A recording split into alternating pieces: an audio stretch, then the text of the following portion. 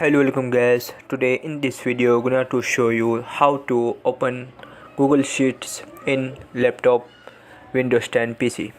So guys, if you want to open Google Sheets in laptop Google Windows 10 PC, so very easy. Firstly open Chrome browser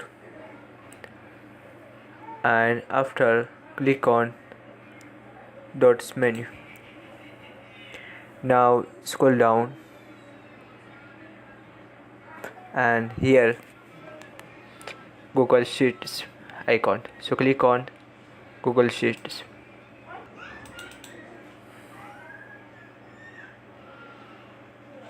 That is, and if you want to open, so click it.